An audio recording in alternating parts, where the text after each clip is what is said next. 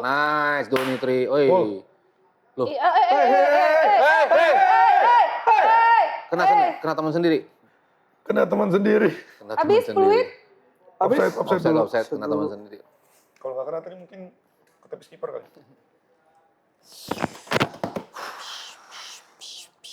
Kalau gue ngeliat nih Glenn, biasanya standar Indonesia tuh bintang 4,5, 5 performance-nya di pra Piala Dunia. Sekarang hari ini kayaknya cuma 3. Cuma 3. Tapi game changer-nya itu berarti di ini ya, di yang pergantian pemain babak kedua ya? Pergantian pemain dan taktik gue rasa, karena babak kedua Indonesia lebih ke 3-4-3. Dengan Hoki di atas, terus ditopang sama Detan sama Rafael Strike di kanan sama kiri. Yes! Wait. Ugly win sesuai prediksi Bang Bes ya. Tapi prediksi kita tidak ada yang benar untuk skornya. Tapi yang penting 3 poin. Apapun penting 3 itu poin. kita ambil, karena dalam sepak bola tuh menang tuh paling sulit. Ya, Apalagi away laga pertama. setuju. Ambil aja. Bunuh diri hitungan itu. Iya bunuh diri, kalau ya? kena kiper yang kayak gitu biasanya bunuh diri. Jadi kita ambil aja, menang. Karena Indonesia sulit kadang-kadang mengawali kompetisi. 2018 kita kalah lawan Singapura 2-1 di Singapura. Habis itu mengawali kompetisinya nggak bagus. Akhirnya nggak lolos grup. Nah yang sekarang udah lebih baik dibanding yang sebelumnya. Jadi kemenangan tetap kemenangan ya. Nah mungkin ke Mas Sabto dulu nih sebelum sibuk nih. Ini ada job lagi di sini. Mas Sabto, sedikit secara overall permainan timnas kita dari babak pertama sampai babak kedua akhirnya bisa meraih 3 poin pertama.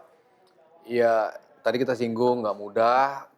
STY mungkin mencoba untuk ngebaca dulu nih gimana sih Myanmar mainnya, termasuk mencoba komposisi-komposisi yang tadi kita bilang agak nyeleneh nih dalam tanda kutip. Kok si Niko ditaruh di kiri, Pratama ditaruh di kanan, lalu siapa lagi tadi? Donitri jadi back tengah. Ada posisi-posisi yang nggak lazim lah pada pemainnya. Tapi ternyata menuju ke sini Donitri udah mulai nyaman tuh di posisi itu. Nggak lagi bingung naruh positioning saat bertahannya seperti apa. Lalu di tengah kan tadi antara Arkan Fikri sama Zanadin terlalu mirip gaya bermainnya. Kreativitinya nggak muncul jadi dari entah itu dari Zanadinnya, apalagi dari Arkan Fikrinya. Karena gaya-gaya yang sama tuh, defense-nya mereka ikut bantu, offense-nya juga tanggung di tengah. Ada perubahan-perubahan yang harus dilakukan karena yang tadi kita bilang di awal, reparasi-reparasi yang harus dilakukan itu dari mana sih? Yang satu first touch harus dibenahi, sequence harus dibanyakin dulu buat naikin kepercayaan diri lo kan ketika lo megang bola, lo megang possession lebih lama, lebih banyak operan yang lo jalankan, lo lebih pede dalam bermain, kebukti. Terus lo gimana caranya masuk ke dalam kotak penalti? Ya lo main one two, nge-stretch pertahanan lawan tuh mainnya dengan cara apa? Tadi Bes bilang R1 sama X kan, mainnya one two kebuka, bener banyak peluang yang bisa tercipta walaupun memang end passing masih menjadi PR. Umpan terakhirnya untuk menjadi sebuah tendangan itu kan nggak tepat jatuh ke kaki pemain yang kalau lo udah hampir lari, lo harusnya umpannya di mana ini entah di belakangnya, entah taruh ke depan, jadi nggak ada end passing yang bisa di finishing. Jadi walaupun ada perbaikan dibandingkan babak pertama, babak kedua udah menunjukkan Indonesia yang harusnya biasanya bisa bermain seperti ini nih dengan operan-operan pendek, sequence, ball possession, memanfaatkan sejumlah kanal dari kiri, kanan, tengah semua dimanfaatin. Itu udah mulai berjalan, tapi PR-nya masih di end passing. End passing masih nggak sempurna lah. Udah bisa masuk ke dalam kotak penaltinya, tapi tusukan terakhir untuk disambar pemain itu nggak ada yang tercipta peluang kan. Entah itu umpan, kebuang pemain Myanmar karena tidak tepat posisinya. Game changer? Game changer jelas, Mas Nawi sama Strike itu memberikan dimensi yang gue bilang Asnawi emang ngotot selalu lah kalau main di AFF tuh ya kebukti kengototan itu berjalan. Dari sisi offense dia bisa bantu, sementara tadi di babak pertama Arhan sama sekali nggak memberikan itu kan, dan juga Niko juga nggak memberikan itu dari sisi wings yang biasanya diberikan oleh Asnawi, tadi diberikan. Di depan pun ya tabrakan posisi antara Arkan Kakak dan juga Hoki tadi ngelihat nggak efektif. Setipu mungkin karena setipu ya. Iya, dan lini depan karena ya nggak bisa diserahin juga karena nggak ada umpan yang ke mereka juga kan. Tapi di saat harus meng-create umpan dengan one two, mereka juga nggak bisa deliver itu. Makanya dibutuh ada perubahan, dimasukin Rafael Strike. Ternyata one two itu bisa berjalan kok. Akhirnya kita bisa ngebuka serangan. Jadi ya PR Sintayong seperti biasa, babak pertama misalnya nggak berjalan, dia bisa mereparasi itu di babak kedua. Tapi belum sesempurna itu karena end passing-nya masih belum bagus. Dan memang eksperimen ini diperbolehkan ya dengan laga-laga seperti ini kan tadi kita sudah bahas regenerasi dan lain-lain. Mungkin ini bisa Ajangnya juga untuk bisa kita mencari lihat skema gitu ya. terbaik ya kali ya. Yes. Kalau dari Bang Bes gimana evaluasinya terkait permainan malam hari ini? Yang pasti kita bisa lihat pada babak pertama perjudian Sintayong tidak kelihatan hasilnya. Iya. Karena memang beberapa pemain tidak main di posisi terbaiknya. Tetapi apapun itu namanya pelatih, dia udah mengukur, dia udah yang paling tahu daripada kita. 2 minggu dia ngelatih mempersiapkan tim ini, jadi dia ngelihat pasti ada yang bisa dimaksimalkan dari 3 pemain ini. Terus juga kita apresiasi juga harus pelatih, karena di babak kedua dia melakukan perubahan yang berhasil. Iya. Dengan mengganti formasi tadi, terus kedua mengganti pemain yang tepat. Kalau ditanya siapa yang pemain terbaiknya ya 2, Asnawi sama Rafael Strike. Ketika Rafael Strike masuk, Indonesia lebih ngalir, lebih vertikal mainnya, lebih ada peluang, lebih ada kontrol, One-two-nya ada. drive, shoot. Ada juga tadi 1-2 juga, terus Asnawi juga memberikan energi yang di babak pertama tadi kayaknya nggak ada. Gitu. Sebelum saya lepas Mas Sabto, satu pertanyaan terakhir. Abisnya lawan Laos, apa yang harus menjadi perhatian dan apakah eksperimen tadi yang di babak pertama ini masih bisa dicoba menjelang lawan Vietnam yang tadi Bang Bes di awal mengatakan pick kita tuh di lawan Vietnam. Ya, mungkin kalau Laos dan Vietnam pasti 2 lawan yang berbeda. Karena satu kita main di home. Lawan Laos jelas kita lebih tenang pasti mainnya, lebih rileks karena kita main di rumah tanpa apa ya, faktor non teknisnya lah. Kita nggak ngerasain apa yang dirasain di Myanmar tadi. Jadi Laos mungkin agak lebih easy game ya dibandingkan lawan Vietnam. Lagi-lagi kita harus bertamu ke sana. Walaupun 2 kali ketemu mereka kita dua-duanya menang gitu. Tapi ini kan bisa dibilang tim yang berbeda ya. Harus pasti lebih sulit. Tapi ya kalau kita bisa maintain paling nggak standar di babak kedua tadi dengan pembenahan yang tadi gue bilang. End passing pasti harus dibenahi. Umpan-umpan ya pastinya lo harus supply pemain depan lo dong. Untuk itu sementara yang tadi gue belum lihat itu. Umpan-umpan di saat lo memainkan pemain finisher, lo belum provide mereka dengan umpan. Tapi ketika lo pemainnya berbeda, lo sudah bisa menciptakan umpan, hanya end passing lo yang belum. Ya itu gue rasa lawan Laos akan lebih mendapatkan banyak peluang karena satu main di Jakarta dan udah tahu cara Solo. maksudnya Solo. di Indonesia. Habis itu terus harus diperbaiki dari sisi itu untuk end passingnya, dan gue rasa kalau ketika kita main di sini pasti berbeda karena tekanan itu tidak ada, dan apa yang sudah harus dibenahi pastinya dievaluasi sama Sintayong dan akan di-execute pas lawan Laos. Man of the match pertanyaan ini untuk Mas Sabto. Siapa ya? Strike. Asnawi, Strike. Ya 2 pemain yang paling menonjol sih itu ya. Tapi untuk menjadi man of the match pun nggak cukup juga ya. Nggak cukup untuk menjadi man of the match. Tapi untuk menjadi pembeda dan akhirnya berkontribut besar untuk mencetak gol, Asnawi sih. Mas Nawi ya. Ya. Bang Bes, Oke. kalau Sebentar, sebelum ini Mas Sabto Mas kayaknya Sabto mau udah cabut. harus ini lagi. Gak apa-apa nih. Bang Bes kita tahan dulu ya, kita Siap, ada siap, ngobrol siap. lagi. Izin dulu. bye, sampai Bye. ketemu ya. Ketemu lagi. Sampai ketemu. Mas Thank you, Sabto Mas. masih banyak, nanti kita Ketemu. ngobrol lagi ya. Siap. Kita ngobrol lagi, jangan lupa tantrum biar gol. Thank you, Silakan bye-bye. Mas Sabto, kita lanjut sama Bang Bes Kita dulu. izin lanjut. Maaf. Ya Bang. Padat ini Mas Sabto ya. Ada di mana-mana. Bang Bes, tadi kan kita Yes. udah evaluasi ya, Iya. apa yang harus dilakukan gitu. Tapi positifnya dari malam ini apa yang harus dipertahankan untuk mungkin next lawan Laos? Positifnya adalah ketika kita bermain di babak kedua dan menuntut adanya perubahan, terjadi perubahan itu. Ini yang patut kita pertahankan, bahwa pemain-pemain penting seperti Rafael Strike, Asnawi bisa membuktikan kelasnya di babak kedua tadi. Ini yang jadi pembeda. Sedangkan Myanmar nggak bisa ngejawab. Pemain-pemain ini masuk, mereka nggak ada respon. Jadi wajar Indonesia tadi sedikit lebih bisa mendominasi di babak kedua dibanding babak pertama. Yang jadi perhatian adalah gol dari Indonesia kan bukan dari skema build up. Ini walaupun juga tetap itu gol, tapi ini kan kita lihat dari lemparan ultinya Arhan ya yang berhasil dimanfaatkan. Tapi itu sekali lagi bukan dari skema build up serangan, Bang Bes. Apa yang belum pas di situ? Kalau menurut saya di babak pertama tadi hampir nggak ada serangan dari Indonesia. Cuman beberapa crossing yang nggak terlalu membahayakan. Tetapi di babak kedua kita lihat lebih ada tusukan. Yeah. Si Rafael Strike lebih berani pegang bola, balik badan dan shoot. Ini yang nggak ada di babak kedua. Kombinasi play umpan pendek tadi juga nggak kelihatan di babak pertama. Di babak kedua sudah mulai kelihatan. Asnawi juga ngasih energi yang tadi yang kita bilang nggak ada. Energi apa? Ketika kita hilang bola, mereka langsung ngepres, mereka langsung melakukan serangan di atas. Ini yang babak kedua Indonesia menunjukkan kualitasnya gitu dibanding pada babak pertama. Tadi kan saya sempat sebut juga gini, kita nonton ini agak sering ngantuk, bahkan di awal-awal itu sangat membosankan. Berapa rating permainan Indonesia pada malam hari ini kalau menurut Bang Bes? Kalau menurut saya biasanya di Piala Dunia, tadi kita udah bahas, Indonesia biasa main di 4,5-5 bintangnya ya. Karena memang dituntut seperti itu, lawannya pun kualitas. Sekarang Indonesia tadi ada di bintang 3. Bintang 3 mungkin karena lawannya pun juga tidak lawannya pun tidak sebagus itu. Mungkin kalau lawannya lebih intens juga lebih bisa memberikan tactical challenge yang berbeda. Mungkin Indonesia bisa keluar juga. Ini masalahnya Myanmar hanya mengandalkan bola-bola cepat, terus peluang di babak pertama dan agak sedikit kasar mainnya.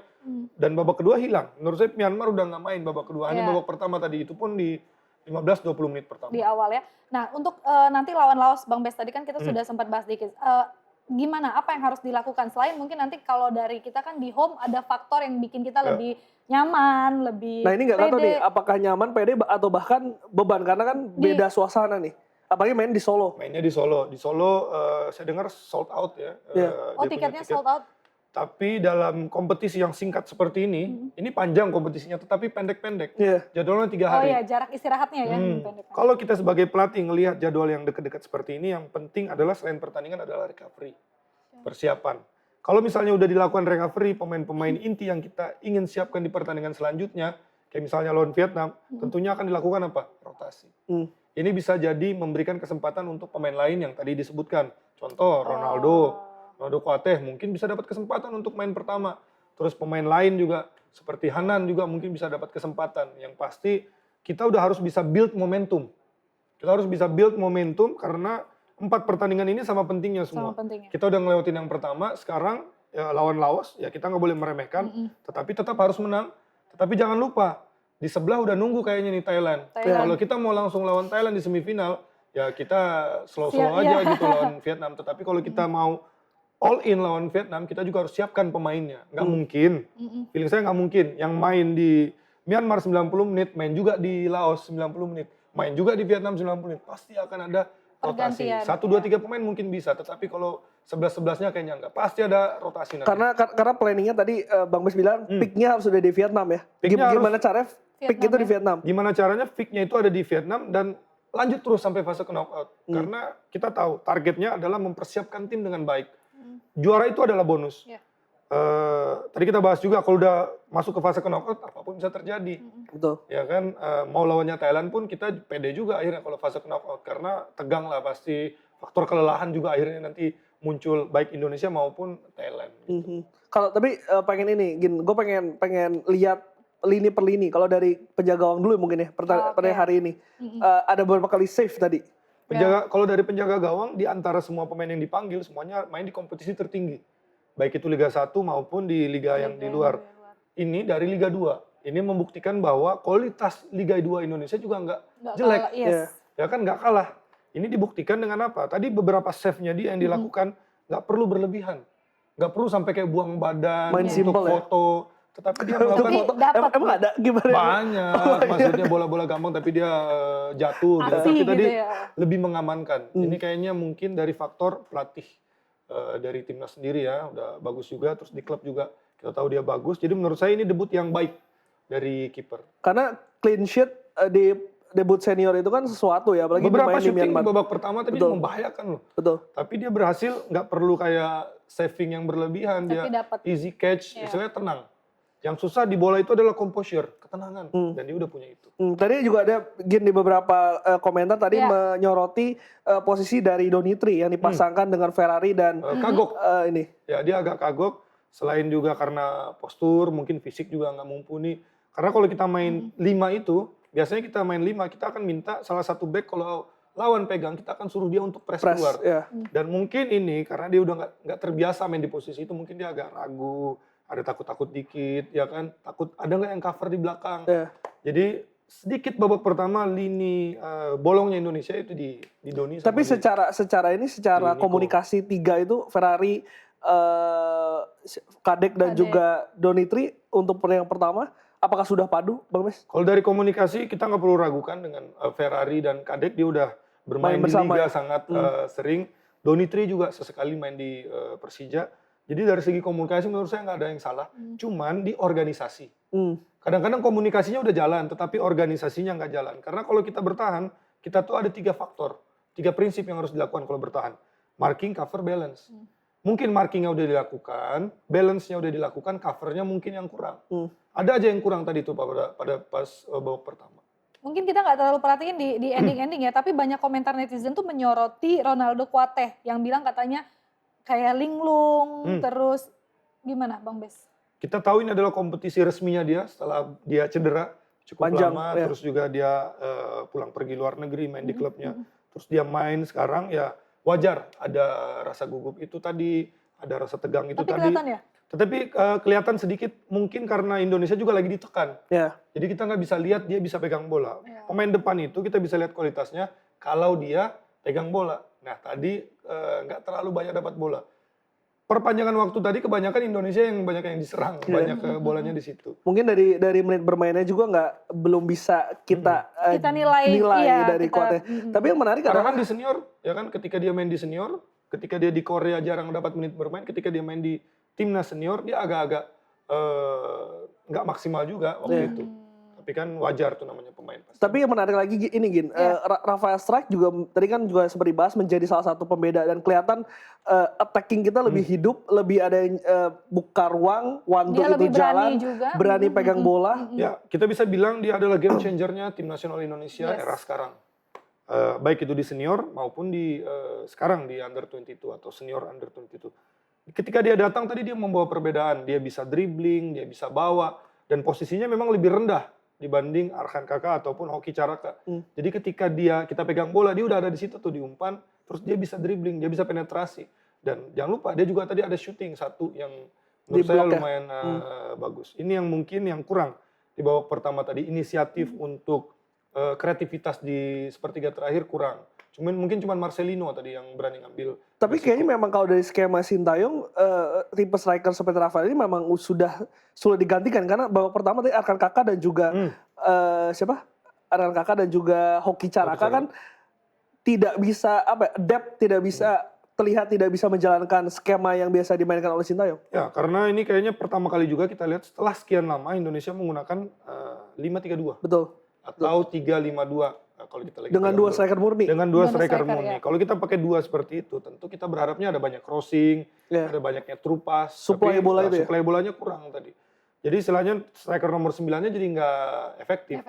Berguna kalau misalnya ada crossing-crossing, ada yang ngangkat-ngangkat. Tapi akhirnya tadi kan nggak ada. Karena waktu 3-5-2 lawan Arab itu kan dua striker yang dipasang adalah Orat Mangun dan juga Strike yang secara buka ruangnya lebih bisa, jemput bola lebih bisa. Dan Marcelino-nya yang free. Nah, tadi coba dimainkan seperti itu, tetapi mungkin ya belum jalan aja pakemnya. Akhirnya babak kedua Sintayong rubah. Masuklah Victor Detan, masuklah Rafael Strike yang menopang Hoki Caraka. Masih agak lambat tempo masih lambat, belum secepat ketika di senior. Tetapi udah langsung kelihatan ada perbedaannya. Kelihatan banget sih babak kedua. Berarti yang jadi prioritas evaluasi kita dalam waktu yang singkat ini untuk nanti ketemu Laos, apa yang harus banget di... Menurut saya satu, memainkan pemain di posisi terbaiknya. Satu. Terus kedua adalah kita mau nggak mau harus rotasi. Tapi mungkin ada pemain yang tetap stay. Mungkin feeling saya Ferrari akan tetap main. Karena kita nggak bisa ngeremehin si Laos kan. Walaupun Vietnam kalau nggak salah menang nih lawan Laos sekarang. Terus juga kita harus coba memainkan pemain di posisinya. Contohnya Nico tadi saya ngeliat nggak maksimal di main di kiri. Nanti abis ini saya WhatsApp dia. Kenapa main di kiri? Main kanan aja nih. Kenapa nggak main di kanan? Ya kan. Walaupun demikian ya ini namanya pilihan pelatih. Pelatih paling tahu lah. Kita cuma bisa bertanya-tanya kenapa. Terus Doni mungkin lebih ke depan lagi mainnya. Terus Arhan mungkin dibalikan ke kiri. Ya ini adalah yang mungkin PR yang harus dicoba dijawab oleh Sintayong di pertandingan berikutnya. Tapi yang belum kita bahas adalah lini tengah, Bang Bes. Tadi Arkan Fikri mainkan full. Lebih hidup ketika tadi ada pergantian pemain ya di babak kedua tadi. Bahkan ketika Robbie Darwis masuk pun Indonesia hidup. Karena apa? Dua pemain dengan tipe yang berbeda. Sama seperti di timnas senior. Tom Haye, mau itu Ivar, mau itu Justin, mau itu Nathan. Yang satu pasti akan lebih bertahan dan yang satu akan lebih menyerang. Yang satu akan lebih final pass, through pass, long pass, bola daerah. itu Tom Haye Iya. yang punya peran. Nah di timnas ini saya melihatnya kayaknya Arkan yang diharapkan, Arkan Fikri yang diharapkan untuk melakukan itu, sedangkan Zinedine lebih ke yang Ivar-nya. sebagai penyeimbang atau jangkarnya. Nah ketika Robbie Darwis masuk itu lebih jangkar karena ada presence fisik di situ. Terus akhirnya Arkannya bisa lebih menyerang. Nah ini mungkin yang di pertandingan berikutnya bisa 2 tipe yang berbeda mungkin dipasang gitu. Jadi jangan tipe yang sama. Tapi kalau lawan Laos tadi lanjut pertanyaan Gina, eksperimen percobaan itu masih harus dilakukan Bang Bes? Kalau menurut saya kita udah harus pakai pemain yang kira-kira skema kira-kira cocok untuk melawan Vietnam. Jadi kita udah menuju Vietnam nih. Kalau bisa mungkin Jadi latihannya di situ tapi untuk Vietnam tujuannya gitu ya. bisa kita lakukan misalnya babak pertama tim inti buat lawan Vietnam. Terus babak kedua ketika skornya udah lumayan bagus ya kita masukkan pemain-pemain pengganti, pemain cadangan. Jadi pemain yang ini udah mulai istirahat. Seperti itu. Ini bisa jadi opsi juga. Ya kan? Karena pemain yang inti buat lawan Vietnam juga harus panas. Ya. Nggak bisa deh kayak Rafael Strike. Menurut saya dia harus main. Karena kalau dia cadangan terus atau dia nggak main nanti dia Dingin ya? nggak dapat peaknya ketika ngelawan Vietnam. Bisa misalnya dia main di awal, terus nanti di babak kedua kita ganti. Dia, Asnawi, ya kan pemain-pemain kunci. Jadi udah skema yang lawan Vietnam ini udah harus kelihatan ya? Sudah harus terlihat. Cuman sudah harus dipakai. dari melihat kualitas yang saat ini, nanti kita akan melawan Vietnam dan juga kemungkinan akan bertemu dengan Thailand kalau kita lolos ke babak selanjutnya. Bang Bes, secara kualitas? Jujur saya belum melihat permainan Vietnam karena mainnya sama. Tapi kalau Tapi katanya Vietnam full tim, bahkan Ya. kemarin di Korea Selatan TSS sendiri uji cobanya 3 kali menang. Ya berarti mereka apa? Ada keseriusan. Mereka juga merekrut pelatih baru dari Korea kalau nggak salah. Jadi mereka nggak main-main. Mereka menganggap ini adalah kompetisi penting. Sedangkan kita menganggap ini adalah kompetisi persiapan. Yes. Karena kompetisi penting kita adalah di Piala Dunia. Di Piala Dunia, di Piala Asia yang mereka Piala Dunia zona 3 belum lolos. Ya kan? Jadi buat kita ini adalah masa persiapan untuk menuju SEA Games. Ya. Terus kalau Vietnam wajar mereka serius. Mereka masih ada kualifikasi Piala Asia. Terus mereka juga mau mengejar ketertinggalan yang kemarin kalah di kualifikasi Piala Dunia itu. Kalau ngelihat main sih Thailand kemarin bagus. Dia menang 10-0, jangan lihat skornya. Tapi lihat bagaimana mereka bermain. Kita tahu mereka juga mencoba untuk regenerasi. Canatip, Teraton, Terasil, nggak ada yang dipanggil. Yang masuk pemain-pemain muda, pemain-pemain dari Buriram juga ada beberapa yang dipanggil. Tetapi kita bisa lihat bahwa mereka juga nggak main-main. Itu dibuktikan dengan liganya pun tetap nggak berjalan, hanya pertandingan-pertandingan tunda. Terus dan Indonesia kita membuktikan juga dengan liga kita masih jalan. Jadi pemain terbaik kita nggak bermain di AFF, yang lokal seniornya. Tadi di komentar banyak ini juga banyak ngomong soal permainannya kasar dan juga rasa grusuk dari tim lawan ya. Ini yang saya kecewa ya dengan Myanmar. Mereka tuh kayak nggak mau main bola, mereka menunjukkan physicality-nya di babak pertama khususnya. Kita tahu Vietnam mainnya kasar, tetapi Vietnam aja nggak pernah nendang bola kena muka. Ya kan, terus dan kekasaran yang lain, tapi nyikut. Kekasaran yang lain. Ini menunjukkan bahwa level Myanmar masih jauh di bawah negara-negara ASEAN yang lain. Mungkin kita masih ingat dulu Laos, Kamboja, mungkin 2 tahun yang lalu ketika pelatihnya Keisuke Honda, mereka coba memainkan sepak bola yang proaktif, sepak bola yang positif dengan kualitas pemain yang pas-pasan. Laos pun sama, ketika lawan Indonesia waktu itu ada perlawanan juga, walaupun akhirnya nggak bisa maksimal, tetapi mereka mainnya positif.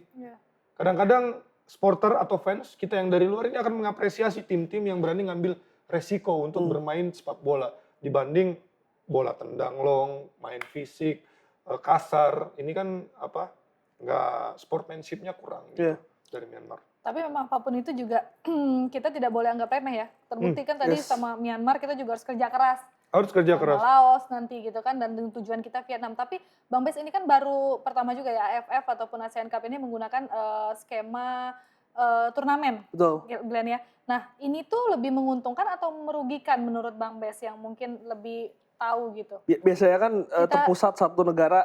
Ini udah 2 edisi kalau nggak salah yang home away. Terakhir kalau nggak salah 2018 saya masih jadi fans. Waktu itu yang ke Malingan HP. Ikut main HP itu 2016. Lo tahu aja. 2016 kemarin HP, 2018 masih traveling, masih cuti, terus traveling ke Thailand kalau nggak salah, masih Singapura nonton. Itu udah home away. Oh itu udah home away? Udah home itu away. berarti itu 2018, mungkin udah 6 tahun.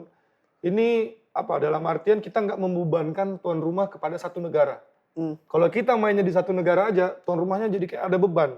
Mereka harus provide untuk negara-negara yang datang. Tetapi sekarang kan 2 negara home, 2 negara 2 kali dia home, 2 kali away. Jadi setiap negara tuh kayak Indonesia nih 2 kali jadi home. Jadi saya tanggung jawabnya cuma 2 kali. Sisanya tanggung jawab negara lain. Saya lebih setuju seperti ini. Tapi kalau untuk supaya pemain, lebih adil. untuk Buat pemain lebih capek. Karena Pemain lebih ada capek. traveling itu ya? Karena pertandingan berikutnya mungkin 3 hari. 3 hari, 12, 3 hari. habisin 12. Yang gua nggak bisa siaran. Siaran. 3 hari. Ini waktu recovery-nya berarti cuman besok Indonesia akan balik atau malam ini. Balik, langsung besok flight recovery. gitu kan? Lusa latihan sekali, abis itu Match. ada out official training, baru match. Jadi waktunya sangat singkat. Ini buat rugi ke pemain, tetapi untung buat penyelenggara. Karena negara macam Laos akhirnya bisa jadi tuan rumah. Iya. Negara macam Myanmar bisa jadi tuan rumah, Kamboja atau bahkan Timor Leste nanti. Gitu. Jadi saya lebih equal buat negara-negaranya, tetapi buat pemain, buat timnya capek. Gitu. Pemilihan Manahan Solo. Saya rasa pemilihan Manahan Solo ada beberapa faktor. Pertama, ini masih babak kualifikasi. Terus kedua lawannya. Kalau kita buka GBK, 70-80 ribu, yang nonton mungkin kurang. Tetapi Manahan Solo sold out ya kan, stadion lebih kecil. Terus Solo tuh kedua, 23 ribuan ya? terus kedua juga ini membuktikan untuk memberikan kesempatan yang sama untuk daerah-daerah. Ya. Dulu kan Indonesia sempat main di Bali, main di Surabaya, terakhir pernah main di Bandung. Betul. Emang harusnya seperti itu, nggak hanya terpusat di Jakarta. Jadi orang-orang di daerah, teman-teman kita di daerah juga bisa nonton tim nasional Indonesia tanpa harus mengeluarkan biaya yang besar. Harga tiket mungkin sama 100, tetapi kalau kita di Jakarta, kita orang Solo, terbang lagi ke Jakarta. Tapi ini kan kita orang Solo, tinggal beli tiket harga 100, 200, bisa nonton langsung di Dan kampung nggak cuma halaman Solo kita. aja ya, karena di situ kan ada beberapa wilayah di Jawa Tengah dan Ya, Jawa ada Timur Jogja, ada lebih dekat. Jawa Tengah dan Banyak Semarang. yang bisa nonton ya. Jadi memberikan kesempatan yang sama, menurut saya ini bagus. Ini ada yang kasih info, nggak tahu belum kita cek ya valid atau enggak, full time Vietnam 4, Laos 1. Ya, ini kita jangan lihat 4 Vietnamnya, Cara lihat mainnya. 1 Laosnya. Iya Nah, bisa. kenapa ngegol bisa ke- kebobolan? Iya itu Harus yang waspada juga. menarik. Harus kita cek bagaimana caranya Vietnam bisa kebobolan sama Laos. Tapi secara hitung-hitungan untuk lolos ke semifinal, berapa persen? Kalau menurut saya dengan kemenangan hari ini sudah lolos ke semifinal udah 90%. 90% ya? 90% ya semifinal ya. Besar. Tapi itu yang menjadi kunci lawan Vietnam, karena itu akan menentukan siapa yang akan kita Nanti kita temui di ketemu semifinal. siapa Dan ya? setelah lawan Vietnam jangan kepleset lawan Filipina. Filipina juga nggak bisa dianggap remeh juga ya. Iya. Nah, Filipina. tetapi kita punya keuntungan karena jarak dari pertandingan melawan Vietnam ke Filipina itu cukup jauh. Ya. Sedangkan Filipina masih harus bertanding Oke. sebelumnya. Oke. Terakhir tadi juga pertanyaan terakhir untuk Mas Sabto, man of the match. Man of the match kalau saya ya Rafael Strike. Itu benar-benar jadi timnas kelihatan mainnya beda. Beda game changer ya. Itu ibarat warna, kalau tadinya tuh hitam, putih, abu-abu, warna permainan babak pertama. Tapi ketika Rafael Strike masuk, itu ada kuningnya, ada merahnya, Kita ada juga hijaunya. ada search Jadi harapan ada, gitu ya. jadi ada lebih cahaya mungkin. Terorganisir Karena juga ya, lebih kualitas tekniknya, pengambilan keputusan, terus juga mobilitasnya itu yang menjadi pembeda. Yang menurut saya di babak pertama nggak kelihatan. Dan mungkin kepercayaan dirinya juga bisa Kepercayaan dirinya juga push pasti tim. beda Ya. karena dia udah nganggap mungkin saya udah main di kualifikasi Piala Dunia. Ketika bermain di kompetisi yang notabene lebih rendah levelnya, percaya diri Ya. gitu. Makanya tadi Glenn bilang kalau pemain muda gimana sih cara mengisi gap supaya pemain muda ini bisa main ke senior, main di luar negeri. main luar negeri. Tapi itu baik lagi yang tadi kita bahas panjang lebar, nggak semua bisa dan nggak semua Mau. Mau. Kesempatan itu kadang ada, tetapi kemauan itu, pertimbangan itu yang kadang-kadang itu sulit untuk kita bisa menghakimi. Karena setiap orang punya prioritas berbeda-beda. Saya mau kawin, saya mau bangun rumah, saya butuh uang apa segala macam ya kan, jadi banyak-banyak pertimbangan. Kita nggak bisa bilang, masing-masing. ini nggak boleh gini, ini mentalnya ini, ya nggak bisa karena setiap orang punya masalahnya sendiri. Bang Bes, sedikit saya jadi kepikiran dan juga saya belum nanya soal ini. Soal ini Bang Bes, ekspektasi. dengan tadi kita sudah bahas adanya regenerasi dan lain-lain. Sebagai fans timnas, Ya, sekarang kita fans, yes. apa yang harus diekspektasikan dengan AFF ini? Ekspektasinya adalah hari ini kita bermain dengan nilai 3, anggapnya 3/5 bintangnya. Next lawan Laos, kalau bisa 4. Naik gitu ya. Habis itu lawan Vietnam 5, bintang 5. Jadi kayak melawan Arab Saudi. Yeah. Atau ketika kita bermain bagus melawan Australia dan Arab Saudi waktu itu di awal-awal. Itu yang menjadi ekspektasi menurut kita yang harus kita punya. Bukan tiba-tiba ujuk-ujuk juara, tetapi perbaikan performa dari match ke match. Indonesia sekarang bermainnya so-so tapi menang. Kalau bisa lawan Laos bermainnya lebih baik tapi tetap menang. Yeah. Habis itu melawan Vietnam main luar biasa dan menang. Nah itu yang harus jadi ekspektasi kita. Bukan ekspektasinya kayak wah gimana ntar lawan Thailand, gimana ntar di final. Enggak, match by match. Jadi kita lihat prosesnya itu ya. Kita ekspektasinya jadi kayak gimana caranya supaya main lebih bagus. Di pertandingan Kenapa saya tanya ekspektasi? Karena ini juga banyak yang udah nyorotin pemain, terutama Kuateh dibilang suruh kurung dan lain-lain. Tapi kan baik lagi ya Bang ya, ini kan semua tuh sudah sepakat di PSSI kalau ini tidak ada target juara ke final dan juga ini untuk regenerasi. Jadi ya mungkin tadi ya Bang Bis bilang kan jangan kritik boleh, cuman kan pemain ini akan baca nih di sosial media Apalagi seperti mereka apa. masih muda-muda dan memang benar ini jadi ajang kita juga untuk apa ya memetiknya suatu hari nanti, tapi ini saatnya untuk memang membangun mereka dan juga jadi satu tim biar chemistry-nya kebangun untuk SEA Games dan lain-lain itu ya Bang Bes berarti kan? Ya, ini adalah turnamen persiapan yang kita bicara tadi. Buat beberapa negara ini adalah turnamen penting. Buat kita ini adalah persiapan. Buat kita ini adalah ajang untuk memberikan kesempatan kepada pemain yang menit bermainnya kurang di senior, contoh Hoki, Ferrari, Asnawi sekarang kita harus sebutkan, Arhan bahkan. Ya buat mereka supaya dapat game minute gitu di tim nasional. Dan ini seperti audisi lah untuk di jadwal padat di tahun depan. Betul. Pemain-pemain kayak Nico misalnya, pemain saya, dia harus menunjukkan apakah dia mampu untuk bersaing di timnas senior. Karena di juniornya pun banyak banyak turnamen juga di tahun depan, dan Piala Asia dan lain-lain. Oke, dari saya sudah cukup, Regina. Clear ya, saya juga udah cukup. Kita siapkan diri lagi untuk Laos. Nanti kita lihat lagi. Tanggal 12 nggak bisa siaran ya? Nggak bisa siaran. Nggak bisa siaran juga bisa. ya? Jadi kita Nanti lihat saya bantu siapa komen. personil yang turun. Nanti saya bantu juga komen. Mantap. nanti. Oke, update ya. Tapi lawan Vietnam kita balik. Kita balik. Kita kembali. Aduh, itu lagi Vietnam ramenya. harus sih. Arina nego lagi kalau ini.